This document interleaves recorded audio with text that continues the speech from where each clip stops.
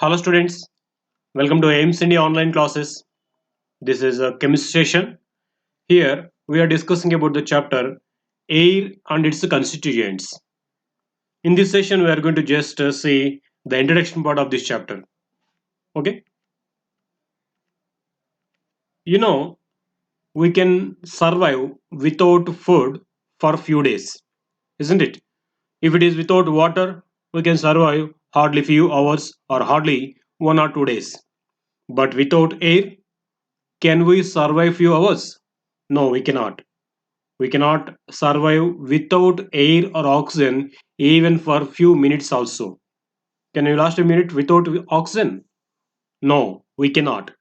So that much important the air is. So about air and the components present in the air, we are going to learn from this air and its constituents chapter. Okay? Air is surrounds us. Yes, everywhere on the surface in the atmosphere, the air is present. Around you, there is air, but we cannot see the air because air has generally no color, but we can experience it every time. You feel the cool breeze on a cool and windy day. You might have experienced this, isn't it? Yes. You hear the rustle of dry leaves. You can hear the sound because of these dry leaves when they blown in the air. Yes. You notice the balloons getting inflated when you blow air, isn't it? And also the kites soaring in the sky. Have you experienced this all? Yes, these all are just because of the air present around us. So we cannot see the air directly as it has no color to it. All the components present in the air generally they are colorless. Because of that, we cannot see the air, but we can experience the air with these all properties of air. We can feel that a cool breeze in the early mornings or in the winter windy seasons, and we hear the sound from the dry leaves, rustle of the dry leaves, isn't it? And we can observe the size of the balloon will be bulged when it is inflated with the air. So that is because of the air entering into the balloon. And even we can see kites soaring in the sky. So this flying of kites is because of the air in the surrounding us. Okay, these all are because of the air. So air is found everywhere on the earth. Living things cannot survive without air, even for few minutes also. So air is necessary for breathing and for combustion too. Yes, for breathing, what do we use? We use oxygen gas present in the atmosphere, isn't it? We take the oxygen. All the animals they will intake the oxygen for their respiration process that we call breathing, and even for the combustion. Of course, animals they use carbon dioxide gas present in the air for their food preparation. That we learn as it is called photosynthesis in the biology, isn't it? So anyhow, air is used for the breathing of all the living and animals, living things like plants and animals. And not only for that, air is essential and necessary for the combustion prop also. Combustion in the sense burning of fuels. When fuels burnt, they produce heat and light energy which we use for our daily purposes. So there, fuels are burnt in the presence of air. So for the burning of these fuels like wood, petrol, diesel, and diesel, for the burning of these fuels, air is must. That's why I say air is necessary for the combustion. Okay, for these all activities, we need air compulsory. The earth is surrounded by an envelope of air. Yes, around the earth, there is an envelope of air with certain thickness. This envelope of air which is surrounding the earth is called atmosphere. In this atmosphere only all the living things can survive. Of course, about these different layers of this atmosphere we will learn in another class, in another subject, in another lesson. But here in this atmosphere, that means the envelope of air around the earth, there will be different layers. In that, the very nearest layer for the earth is stratosphere. In that only these all gases are present where living things can survive. Okay, of course there will be different layers in the atmosphere. Those we can learn in the different other lesson.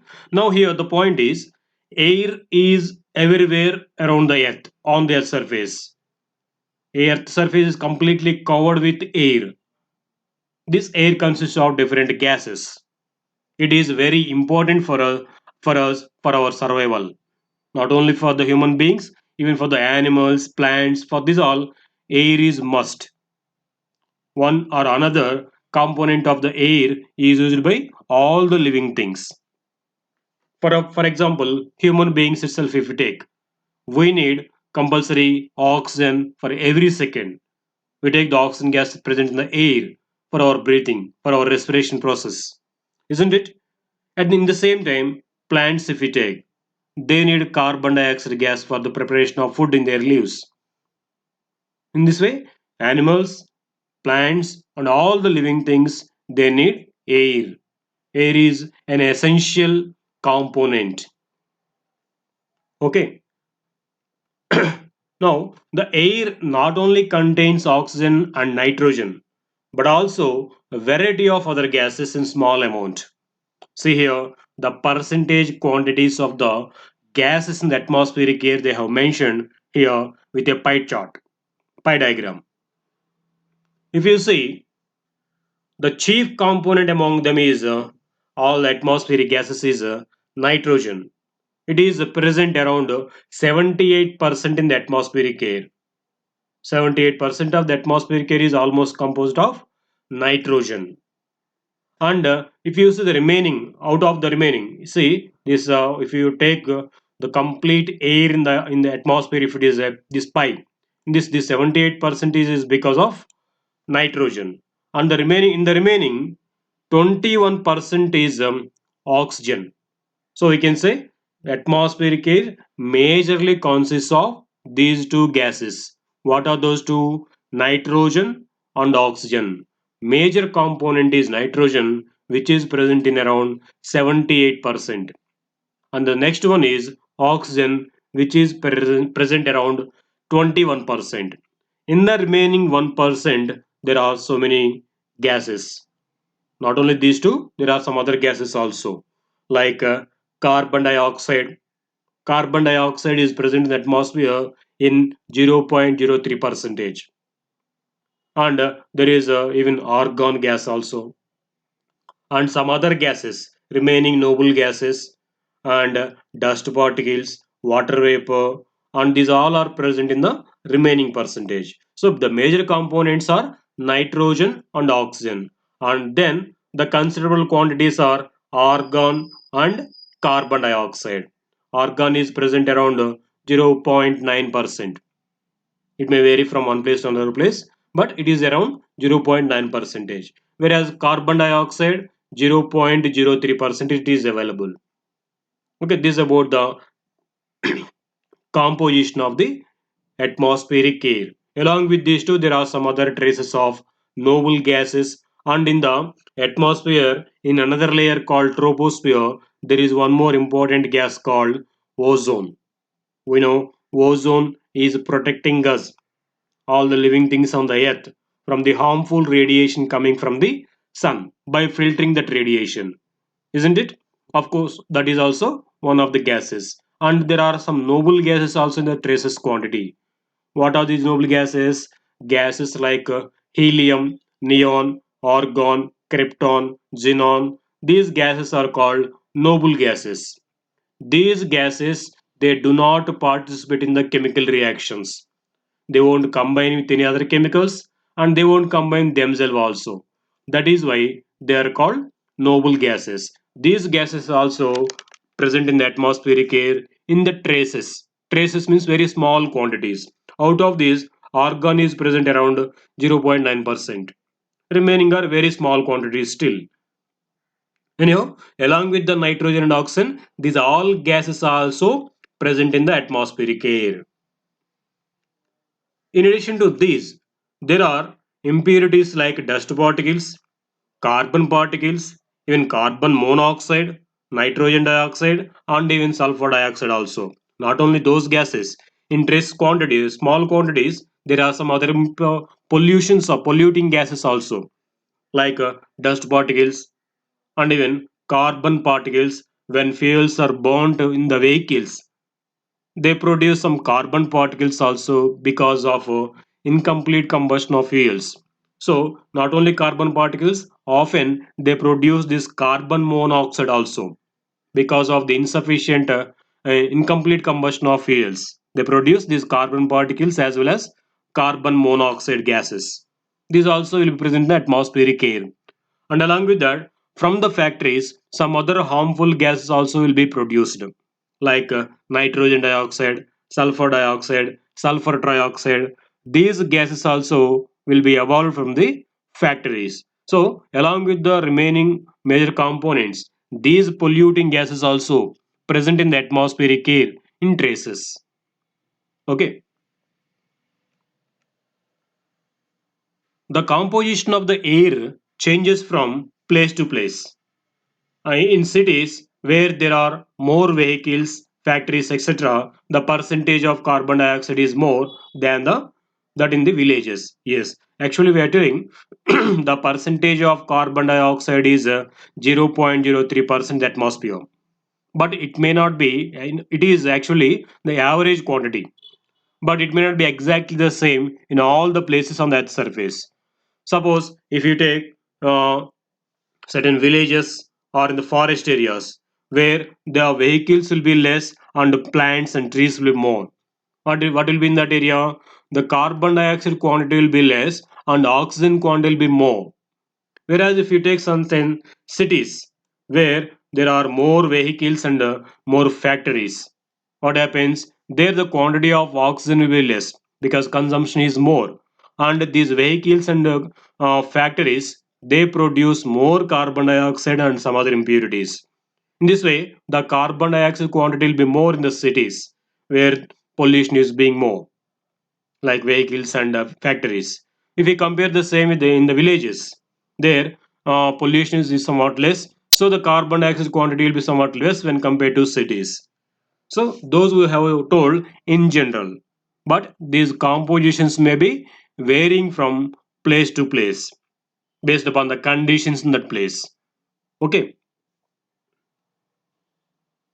so the percentage of nitrogen in air by volume varies from 77.9 to 78.03. So even not only those carbon dioxide and oxygen, even the quantity of nitrogen or the percentage of nitrogen also may vary from place to place based upon the environmental conditions in that area.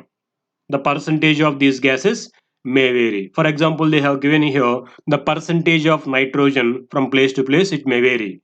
Its range will be in between 77.9% to 78.03%. It will be varied in between. If we take carbon dioxide itself, we told the percentage of carbon dioxide in the air by volume is 0.03%. But in certain areas where more factories are there, or where some less trees are available, in those areas what happens, the carbon dioxide quantity will be more. It may vary between 0.03 to 0.0%. Even if it increases 0.001% also, there will be drastic changes in the climate and weather. That is why often our elders will say, educators will say, plant more trees, cause less pollution, use less vehicles, don't use vehicles unnecessarily because they produce more carbon dioxide, and don't cut the trees unnecessarily, that causes to increase the carbon dioxide in the atmosphere. So this causes drastic changes in the atmospheric conditions. Temperature will be more, that causes global warming, isn't it? Okay. Now let us see the exact composition of air. The ancient times, the air was considered as an element. Yes, it is an interesting point we have to know. In the earlier days, our people they have considered that air as one component, as an element they have considered. But in 1774, Anthony Lavoisier showed that air was a mixture and the main gases in it were nitrogen and oxygen. So the composition of air by volume is shown in the table here. See. So in the earlier days, people they have thought that air as an element. They considered as an element. They didn't come to know as air is a mixture of several gases. But in 1774, for the first time, Anthony Lavoisier proved that air is not a single substance. Air is not an element. It is composed of several gases. And the main constituents of this the atmospheric air are nitrogen and oxygen. So later on, they have found remaining gases also, the presence of remaining gases also. Those all they have shown in this chart. See, nitrogen 78%, oxygen 21%, carbon dioxide.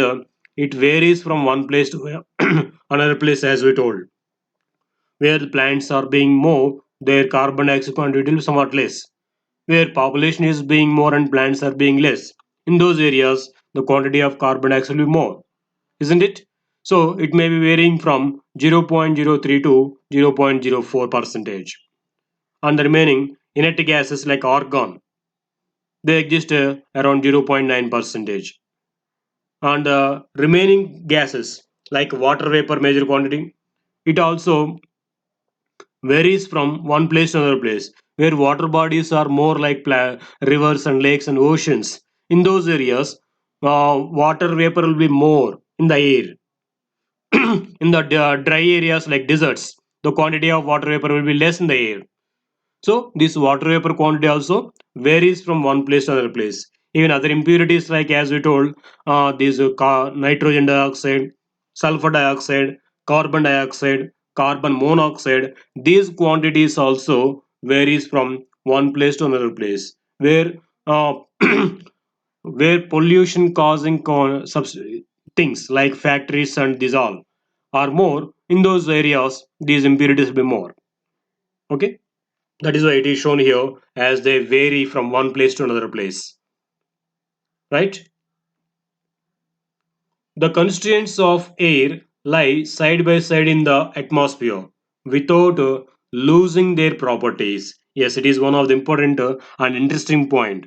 As we're telling, there are so many components or constituents present in the air like nitrogen, oxygen, carbon dioxide, water vapor, and some other gases in the traces. These all are present in the air. But here, the point to be known is they won't react or they won't combine each other chemically. So they exist side by side in the air without losing their properties. Their properties will be remained the same even though they all are mixed. That is why we say air is a mixture. Okay. We cannot say that the proportion of the constraints of the air remain the same, but they may vary according to the altitude and the season. This is why air is called a mixture. Yeah, this is also one more reason for that. We are telling the compositions for the gases with percentages we have seen, but these percentage compositions may vary from place to place. Suppose if you go to higher altitudes, there the quantity of oxygen will be less, the quantity of the carbon dioxide water, this oxygen will be less in that area. And in certain altitudes certain places the quantity of water vapor will be more. In certain places the quantity of carbon dioxide will be more. In this way the percentages of these gases in the atmospheric air may vary from one place to another place based upon the situation in that area. That is why we say air is a mixture. It is not a single substance. Got it? And here some more points which proves that air is not a compound as it is a mixture. Let us see those points too. Air is a mixture of gases because it is composed of various gases, not just one. Air is composed of mixture of oxygen, nitrogen, helium, hydrogen, and carbon dioxide, among a few other. Yes, along with this, there are some other gases also as we discussed. These components exist in the air as separate, non-reactive, and unbounded entities. Yes, even though they are all being together in the atmospheric air, they do not combine and they do not react with themselves. They'll be being side by side, but they won't react. And they retain their properties. The properties of oxygen will be oxygen, even though it is mixed with the other gases. The properties of nitrogen will be as it is, even though it is mixed with other gases in the atmosphere. That is why we say air as a mixture. One more here. If air was a compound, the above mentioned gases would be chemically bound or bonded together in sort of fixed. So if to say air as a compound, the above said components like nitrogen, oxygen, hydrogen, helium, these all gases should react with each other and should form some other new components. But it is not happening. So we say always air is a mixture. Air is a mixture of several gases which they do not react each other. Right?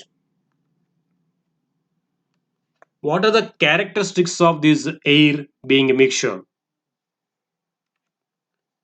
The composition of air varies from place to place. It is one of the property of mixtures. So for mixtures, the composition is not fixed, whereas for the compounds, the composition is being fixed. For example, if you take any carbon dioxide, if you say, or any other water, if you say, water contains its composition fixed. That is, 8 grams of oxygen will be combined with 1 gram of hydrogen in the formation of water always. That composition is fixed. But if we say air, its composition is not always fixed. If you collect the samples of gas from different areas, if you collect the sample of air from forest, there the composition of oxygen will be more. If you collect the sample of air from the factories, the area where factories are more. In that area, the composition of carbon dioxide and some other polluting gases will be more. In this way, the composition is not being fixed for the air. So from this we can say as air is not a single component. It is a mixture of several gases. For example, the percentage of water vapor in the air depends on the both place and season. Yes, even in terms of water vapor also you can say. If you see the place where water bodies are more like oceans and seas, rivers and these all. In that area, the water vapor content will be more in the air. But if you see in desert areas or the cool areas, there the content of water vapor will be less. Okay, in that way also you can say air is a mixture. Next, no heat change is involved in the mixing of gases in air. So, as these many gases are being mixed one to another, there is no change in the temperature. No heat is changed. That means no heat is required or no heat is evolved when these gases are mixed with one another. So, from this also you can say as this air is a mixture, not a compound. Because in the formation of chemical compounds, there will be change in the heat. Either heat is evolved or absorbed in the formation of compounds. But we mix these components of air, there will be no change in the temperature or heat. From that also we can say as air is a mixture, not a compound. Okay. One more, no definite boiling point for this liquid air.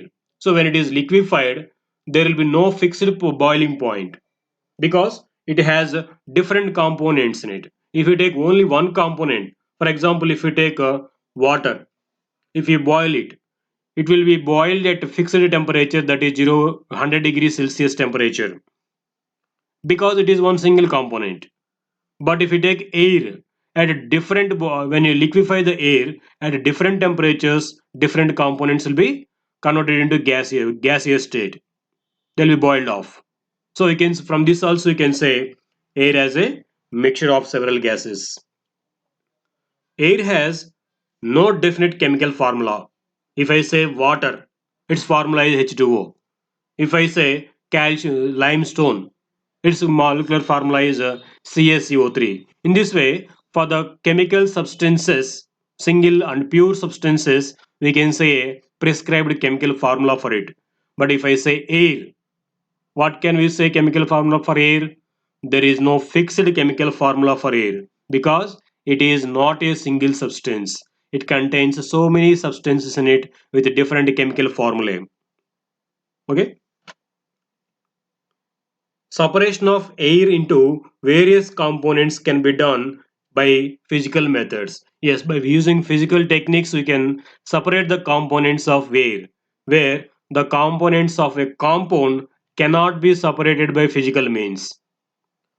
So, by cooling the gas and by liquefying the air, we can separate the components of air like nitrogen, oxygen, and some other gases. So, these all come under physical methods. So, by physical methods or physical techniques, we can separate the components of air.